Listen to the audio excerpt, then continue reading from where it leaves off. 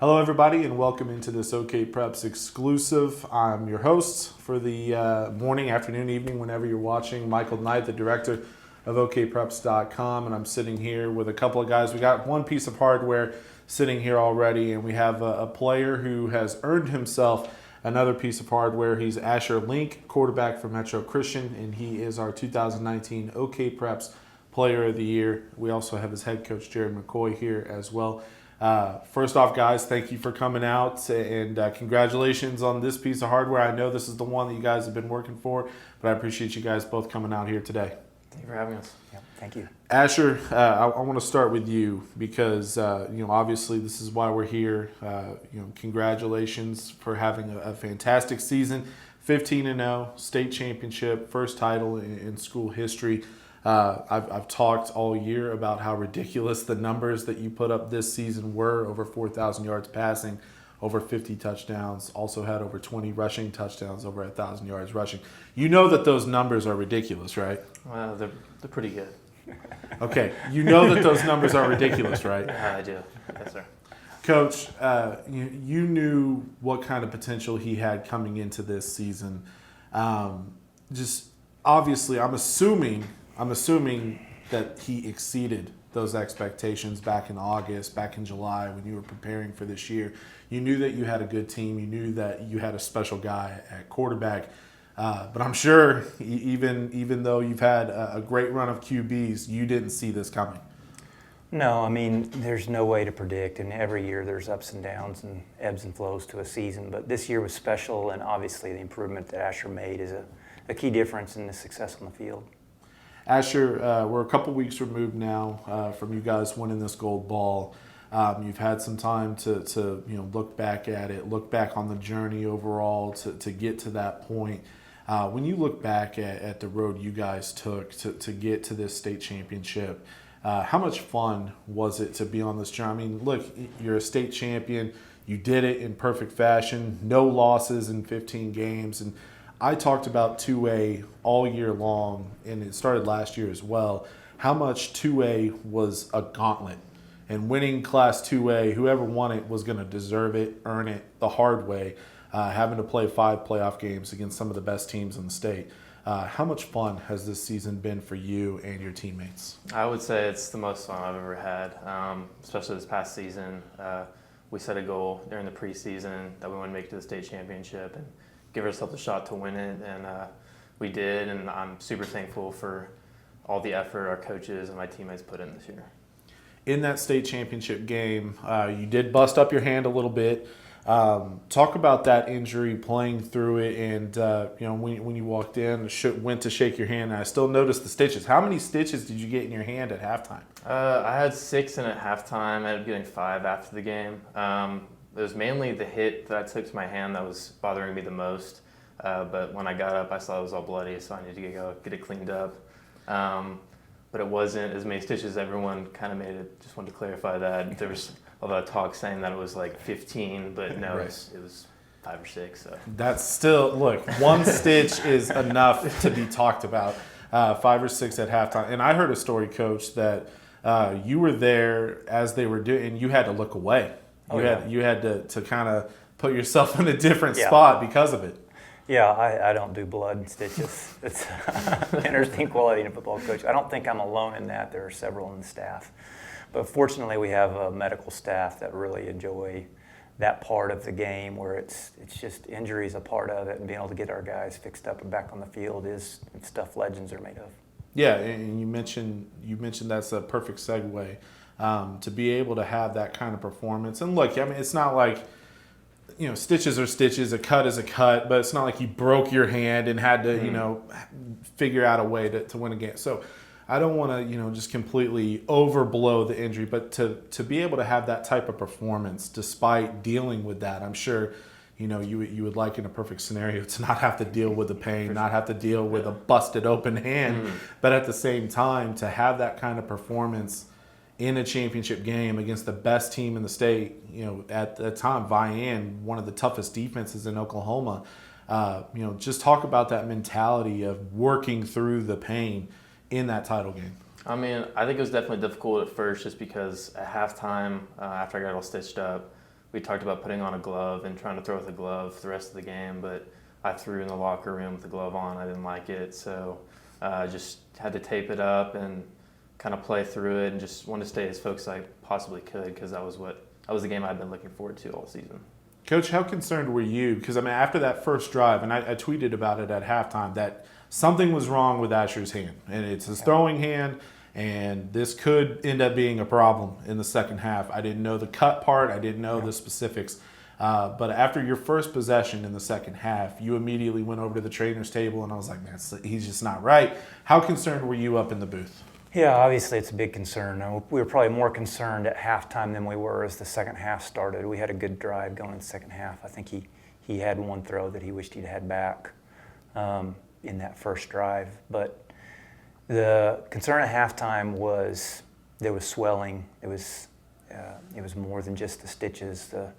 The issue with the stitches and trying to figure out the glove was can we keep it covered? Can we keep it from bleeding? Will the officials continue to make him have it rebandaged? And so the glove idea was to kind of keep everything together and the bandaging and everything. And when that didn't look like it was going to be a good option for him, it was just how competitive could he be with the swelling and with managing the pain, and obviously he was pretty good. Yeah. I mean, look, you have the hardware to show for it. If you're not as tough, if you don't have that type of performance, maybe this is a silver ball sitting here instead. You talk about this is where legends are made. You and your teammates, you've had a fantastic season, and I mentioned it before we started here. You're very humble and you're very quick to point out your teammates, your coaches.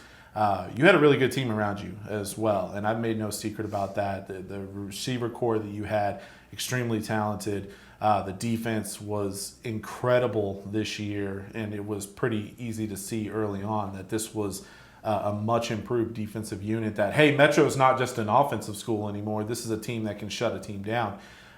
Talk about some of those other guys around you that have helped you to this point and have the season that you guys had.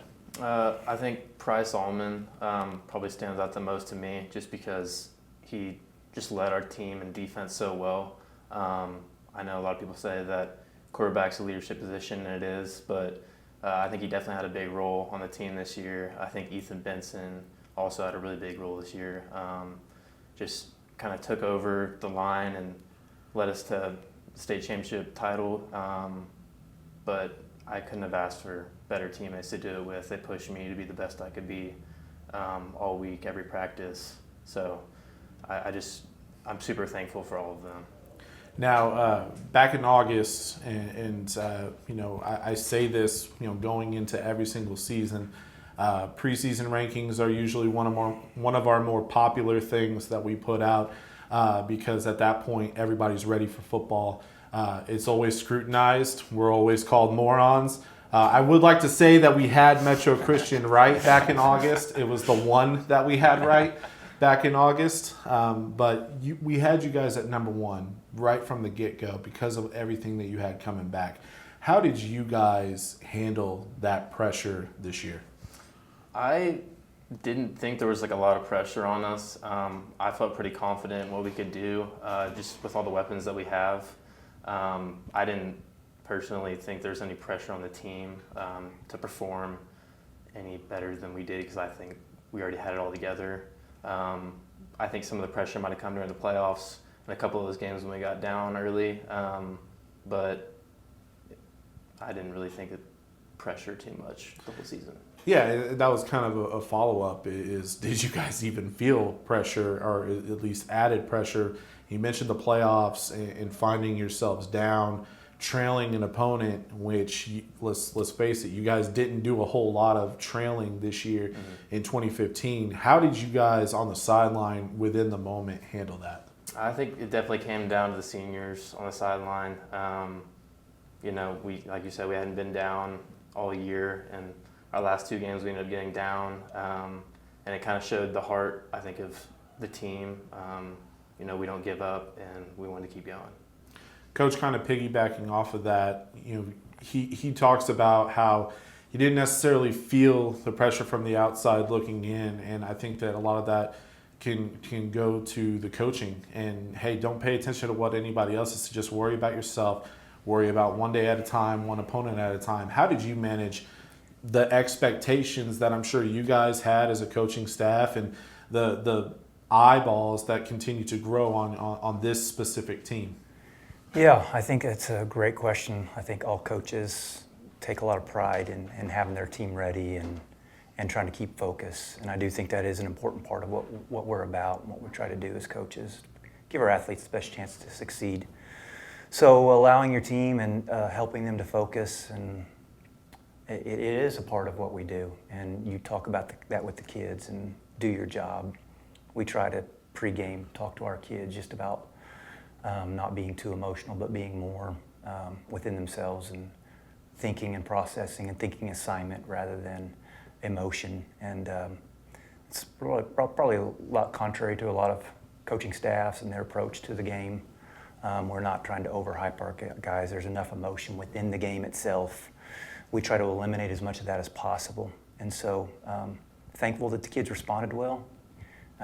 They don't always, all teams don't. I think probably you could look at failures within this team this year, but no failure on our part from an emotional standpoint that cost us the game.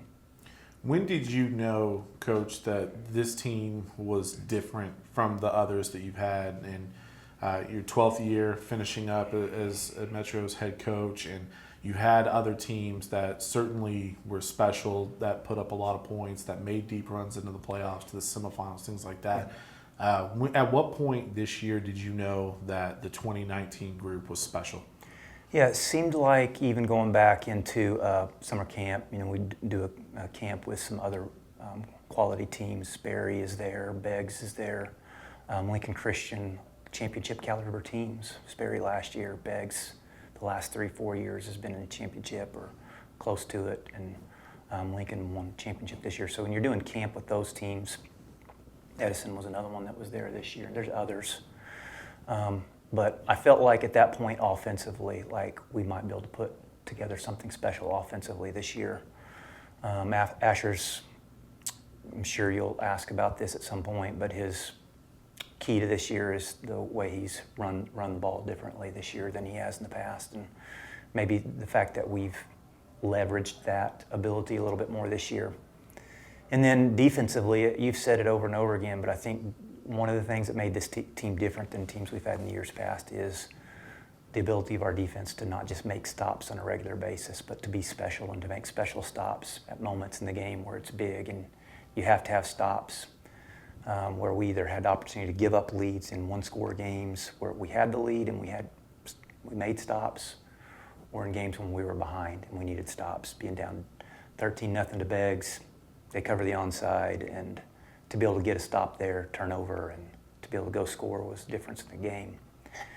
But I think defensively, some of that recognition came first at Broken Bow. I thought the performance at Broken Bow was very special. And then so you see glimpses of something that could click. And then as the season went on, the performance the next couple of weeks, OCS, and then Home Hall, and then Adair.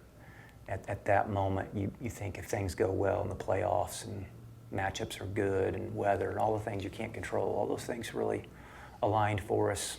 I think the humility comes from years and years, 4 years for Asher, maybe going back to elementary years, knowing that he's played on a lot of good teams, I'm sure, but there are special things that are beyond our control, so we're quick to attribute the fact that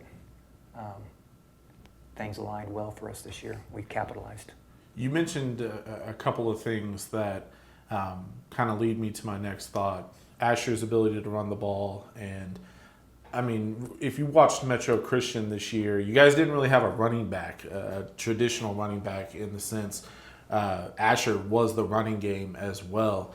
How did you handle that extra workload where, like, going into the season, your coaches were probably telling you, get ready for 10 to 15 designed runs for you, plus all of what you need to do in the passing game and things like that. How did you prepare yourself this offseason for what you were going to, hopefully you're able to play 15 games.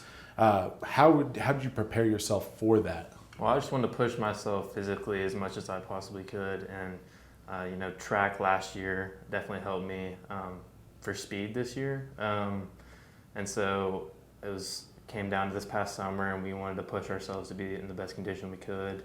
And every practice for conditioning, I'd always just try to win as many times as I could, just because I needed to get in shape, and I knew I needed to get in shape and be ready to do that. So I think that was definitely a big part of it. And the other part you brought up, Coach, was the defense and how special they were at getting those key stops. And I'm sure there were a lot of 3 and outs, which might actually be a detriment to the offense, because a guy like Asher isn't getting a whole lot of rest on the sideline when he's going to have to be, looked at to be such a big part of the offense. I mean, as a coach, how did you handle that aspect where it's like, okay, our defense just went 3 and out. He just ran for a 75-yard touchdown. How do you give him that type of break within the game, knowing he's so, huge to your offense? Yeah, I mean, it's a challenge. It's a part of what allows us to be successful, obviously. I mean, I can look back and even think through mistakes I made, even in that championship game, maybe where I pushed him physically a little bit too much. Even after the injury, we knew the fake was there, but he was hurting from the injury, and we missed some blocks on the fake punt. But I reflect back on things like that, and if there's a regret, it's thinking maybe that he wasn't as physically prepared or mentally prepared for plays like that. So that's a great question. It's totally fair. But we have a lot of weapons, and Asher has a quick release, and he is, like most players, he's well conditioned enough to drop back and throw and distribute. So like a point guard, he's a point guard and has the ability to turn around and play like a power forward and go in a big package and go grind out a yard or 2 for a first down in a big package, or a draw play where it might open up for more, or he may be juking somebody in the backfield. And so it is a balance, but I'm thankful that the type of offense really suits Asher well, to be able to spread people out and distribute and use those giftings, and then to turn around and to stretch people with both his speed and his power in the run game. Got a question for both of you, and I'm taking the championship game off the table because, without a doubt, that's the reason why you're sitting here. I talked with Asher, Coach, but before we sat down here, that going into this, I thought that Brendan Presley from Bixby was going to be our player of the year. Fantastic season, and look, all 10 finalists, there's a reason why they were in those spots. All 10 had great seasons. Then he does what he does against Mayan. So I have to take that off the table, because that's obviously something that we're always going to remember. But other than that, we'll start with you, Asher. What was your favorite game, favorite performance, whatever it may be, just your favorite moment this season? I think it was probably the Beggs game, especially because we got down pretty early in that game. And we played them last year in a heartbreaker and barely lost. That was the game that we had all really, really wanted to win. We were very motivated the entire game. But we got down 13-0 really early, and kind of came back in the second quarter. I threw a pick, actually pick 6, and it kind of seemed like they had momentum, and then we kind of put something together in the second quarter, and I think we put up 20 points on them, and that was really special. And then to win that game, that was awesome. So that was my favorite game.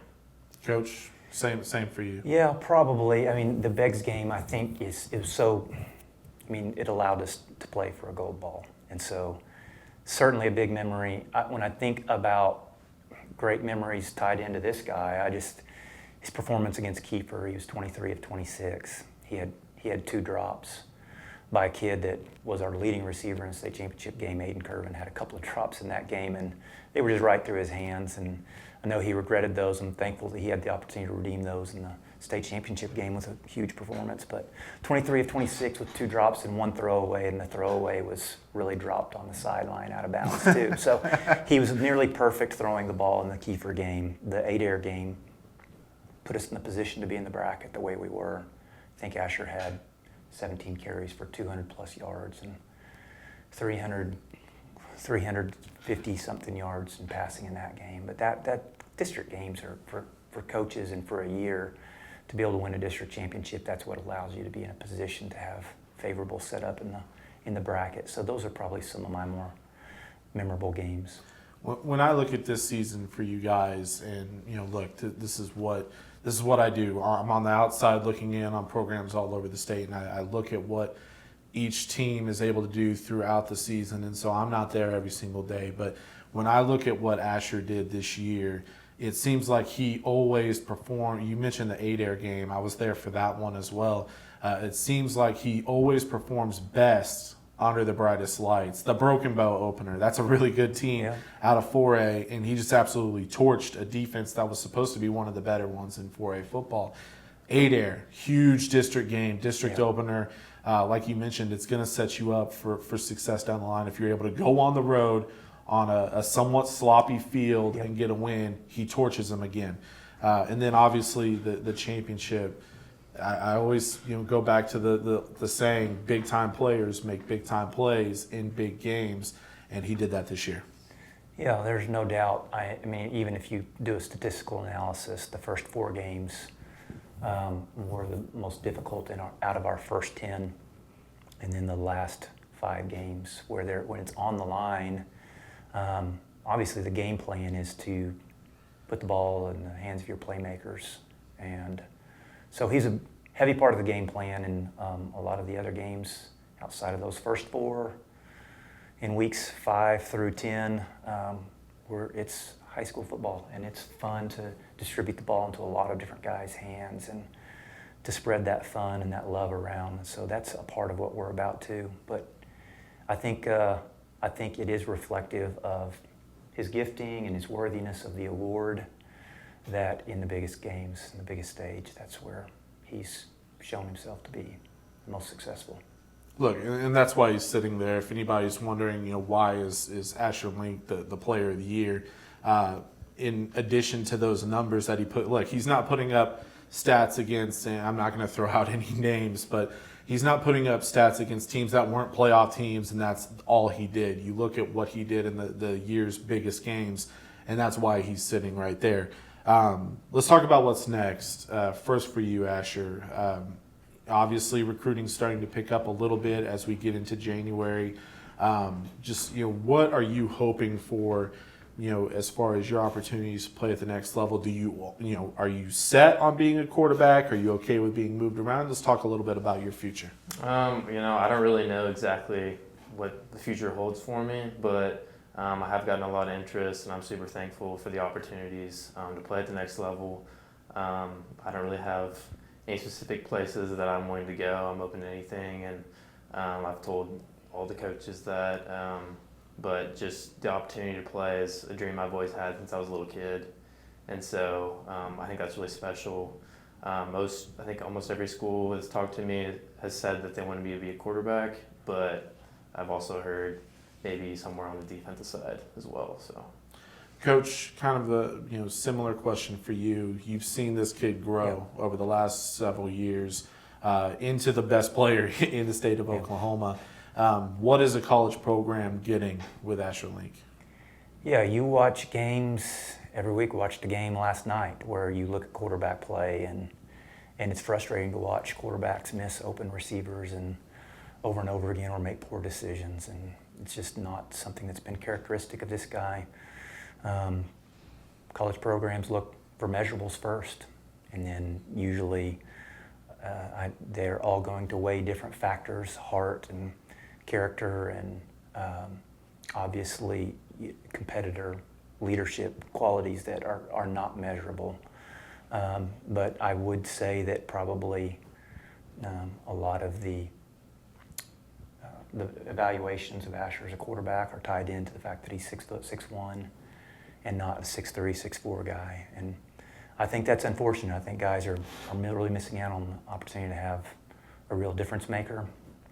And then as far as his ability to, again, handle pressure and escape the pocket and make some magic happen with his feet, and I think the schools that have expressed interest in him have noticed that first and are most excited about that aspect of his game. Sticking with the future, obviously he's graduating in May, and that may be unfortunate for the football program. It leads me to my next thought. What are you going to do without number 12 next fall? Yeah, we'll be looking for the next guy to start grooming. And, our quarterbacks are always going to have to throw the ball around a lot, and they need to be able to run. But they'll all have, and they all have had different strengths within those skill sets. And so we'll have to build around those things on the next guy and hopefully find the things in the offense that are better suited to the next guy. One thing that I'd never doubt going into any season is Metro's going to figure it out when it comes to the quarterback position. You've had a long run of good quarterbacks. Probably not a guy that's going to combine for 70 touchdowns. I'm going to go ahead and be on the record. Probably not 70-plus touchdowns from the quarterback position next year in 2020. But maybe close. Maybe close. We'll see. Asher, I told you beforehand, I know you're a humble guy. I'm going to let you be cocky for 5 seconds. If you get if I can get 5 seconds, I'll be happy. What does it mean to you to be considered the best player in the state of Oklahoma? I mean, I definitely think that's a big honor, and it's hard for me to be cocky, just because I know that this is a team award, and without the help of everybody else on the team, this isn't possible. And so, all I can say is I'm super thankful for everyone on my team.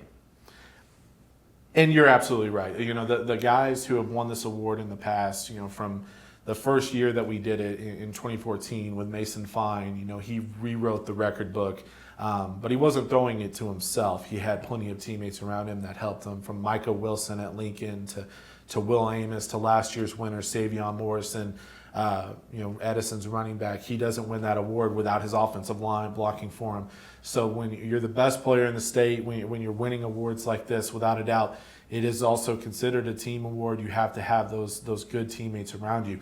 Now, 70-plus touchdowns, man, that's pretty cool. I mean, it was really special, and I'm just thankful for all of the situations that I was put in to, whether that be me carrying the ball and, trying to take it down the field and kind of push my teammates to get there. But, at the end of the day, it's all about everyone on the team and 11 guys doing what they're supposed to on the field. So it has to be good, Coach, to hear that type of answer consistently. I mean, I'm trying to pull some cockiness out of him, and it's just not coming. It just doesn't seem like he's programmed that way. It has to be good as a coach. There's no doubt. I mean, it's what you want from all of your kids, is to recognize that they've been blessed. And Asher certainly has been blessed. He's quick to credit his creator, but he's really pushed himself and pushed his body and pushed his teammates. His teammates have supported him. It's the ultimate team game. We love football. Football is king in Oklahoma. Everybody knows it because you're demanding so much from so many different people. They sacrifice so much for special moments. We're just thankful to have shared more of them together this year than most. Coach, congratulations on this. I know it's been something that you've been chasing for a little over a decade now, so congratulations on winning it. Good luck replacing this guy. I know that you guys will do your best in 2020 to now have that big bullseye on you. But good luck in 2020. I know we'll be talking soon. Thank you, and Micah. Asher, congratulations on a fantastic season. I know we had a little bit of fun here trying to just pull some cockiness out of you, because again 5,000 plus total yards of offense is pretty cool and pretty unique. But man, it's been an honor to watch you the last several years, and it's certainly an honor to congratulate you as this year's OKPreps Player of the Year. thank you, Michael. He's Asher Link, this year's OKPreps Player of the Year. He's head coach Jared McCoy, and one final time, I'm Michael Knights, and this has been an OKPreps exclusive here on OKPreps.com.